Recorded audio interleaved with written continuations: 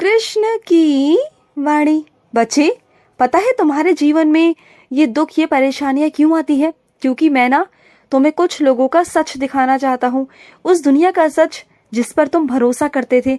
आंख मूंद करना, तुमने सबके लिए सब कुछ किया, सब पर इतना भरोसा किया, अपना सब कुछ लुटा दिया उन लोगों पर, लेकिन तुम्हें क्या मिला? कुछ नहीं। तुमने पूरी जिंदगी गंवा दी, लेकिन तुम्हें क्या मिला? कुछ नहीं। ना प्यार मिला और ना कुछ मिला।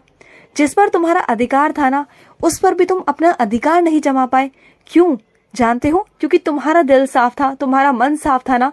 और ये सब जो तुम्हारे साथ हुआ ना, इस वजह से मैं तुम्हारी जिंदगी में आया, तुम्हारी जिंदगी में मैंने प्रवेश किया, क्योंकि मैं देख नहीं पा रहा था तुम्हारे साथ जितना गलत हो रहा था ना, मैं बर्दाश्त नहीं कर पा रहा था। तुम्हारे साथ हो रहे अन्याय को ना मैं देख नहीं पा रहा था।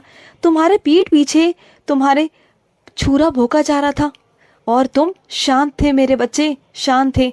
लेकिन अब आकर ना मैंने तुम्हें हिम्मत दी है, खड़ा किया है तुम्हें, और यही तुम्हें मैंने दिखाया है। और कभी कभी जो परेशानियां आती है ना, वो परेशानियां नहीं, वो परीक्षाएं हैं मेरे बच्चे। वो मैं तुम्हारी परीक्षा इसलिए लेता हूँ कि लोगों का सच दिखा सकूं, और तुम्हारा मुझ पर कितना विश्वास है, तुम्हारा कितना धैर्य है, तुम्हारी कितनी भक्ति है, तुम्हारा कितना प्यार है, वो मैं तुम्हें देख सकूं। और सुनो, जो तुम प्यारा सा मेरा चित्र, जो तुम मेरा स्वरूप चाहते हो ना अपने घर पर, वही स्वरूप, वही चित्र तुम्हारे घर पर आएगा, और बहुत जल्द आएगा, सिंहासन के साथ आएगा। चिंता मत करना, तुम्हारा कृष्ण ऐसे नहीं आएगा। तुम्हारा कृष्ण राजा है, और वह राजा की तरह ही तुम्हारे घर पर आएगा, ढोल धमाके के साथ आएगा, तुम देखना। और तुम्हारे घर पर बहुत बड़ी पूजा का आयोजन होगा, और उस पूजा में मैं विराजित रहूंगा राधा रानी के साथ में। तुम्हारे घर पर चारों तरफ सुगंध ही सुगंध होगी, आनंद ही आनंद होगा, खुशियां ही खुशियां होंगी मेरे बच्चे। तुम देखते जाओ। और सुनो, तुम जो परेशान थे ना कल की बात को लेकर, तुम बहुत सोच रहे थे, देखा ना हल मिल गया ना। क्यों इतना सोचते हो? क्यों इतना ज्यादा गहराई में चले जाते हो कि तुम्हारी सेहत पर फर्क पड़ने लग जाता है? तुम जानते हो ना कि तुम्हें मधुमेह है, और तुम ये भी जानते हो तुम्हें बीपी की बीमारी है, उसके बावजूद इतना सोचते हो। जबकि मैंने कितनी बार कहा है कि अपनी सोच को ना हमेशा मुझ पर छोड़ दो, मुझ पर समर्पित कर दो, कि तुम्हारा काना है मैं देख लूंगा। अगर तुम मुझ पर विश्वास करते हो, मुझ पर भरोसा करते हो कि मेरा काना है, तो फिर उसके बावजूद तुम चिंता क्यों करते हो? अगर भरोसा नहीं तो वो बात अलग है, लेकिन अगर भरोसा है ना, तो वादा करो आज से कि सब कुछ मुझ पर छोड़ दोगे, सब कुछ मेरे बच्चे। और जिसकी चिंता तुम करते हो ना, उसकी चिंता भी मैं करूंगा। आज से वो सारी जिम्मेदारी मेरी है, तुम चिंता मत करना। और सुनो, तुम्हें ब्रह्म मुहूर्त में मैं उठाने आऊंगा और तुमसे पूजा करवाऊंगा, वो करना जरूर, आलस मत करना।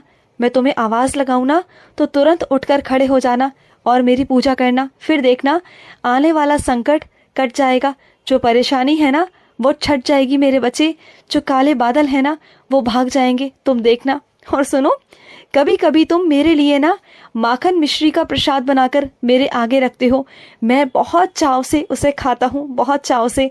और तुम ही हो जो मेरा ध्यान रखते हो, क्योंकि ना हर कोई इतनी छोटी छोटी बातें, इतनी बारीक बारीक बातें याद नहीं रखता मेरे बारे में, लेकिन तुम वक्त निकाल कर मेरे लिए वक्त निकालते हो, मेरे लिए सब कुछ करते हो, मेरे लिए वस्त्र लाते हो, मेरा मुकुट सजाते हो, मुझे स्नान कराते हो। मैं जानता हूँ कि तुम्हारे पास, तुम्हारी ज़िंदगी में और भी चीज़ें हैं करने के लिए, बहुत सारी चीज़ें हैं, लेकिन तुम उसमें से अपना समय निकालते हो मेरे लिए, सिर्फ और सिर्फ तुम्हारे काना के लिए।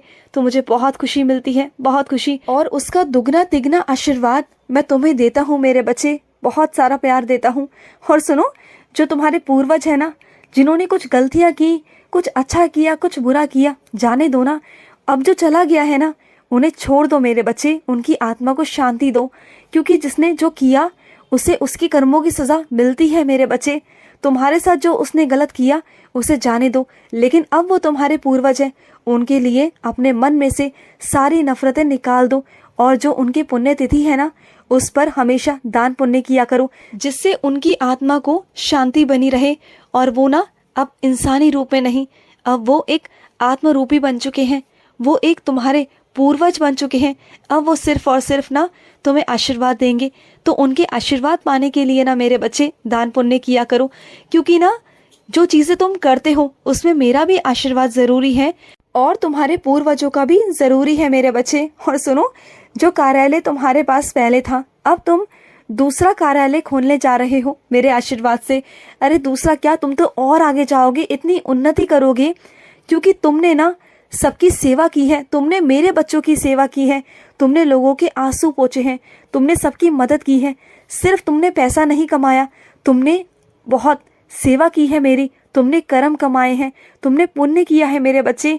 जाने अनजाने तुमने मेरे भूखे बच्चों का पेट भरा है, और उसका ये फल है कि तुम्हें जिंदगी में ना इतना दूंगा कि कभी कमी नहीं आएगी। तेरा घर कभी खाली नहीं रहेगा, तेरे घर के भंडारे हमेशा भरे रहेंगे, हमेशा, चाहे वो कहाँ से भी आए, कैसे भी आए, लेकिन वो आएगा मेरे बच्चे, ज़रूर आएगा, और मैं स्वयं दूंगा मेरे बच्चे, चिंता मत करना।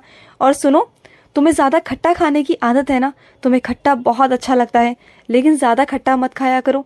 ज़्यादा खट्टा खाने से तुम्हें दिक्कत होती है, परेशानी होती है, और इस बात के लिए तुम्हें कई बार मना भी किया, लेकिन तुम मानते नहीं। लेकिन अब तुम वो खट्टा नहीं खाओगे, बिल्कुल नहीं खाओगे।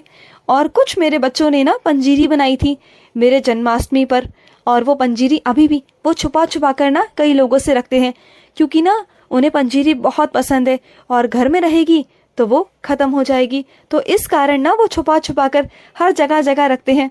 जैसे मैं माखन छुपा छुपा कर खाता था, चोरी कर कर के खाता था, ऐसे ही ना वो पंजीरी छुपा छुपा के खाते हैं। मुझे पता है तुम्हारी आदत, तुम खाते हो ना, तुम्हारी चोरी पकड़ी गई मेरे बच्चे, मुझे बहुत अच्छा लगा।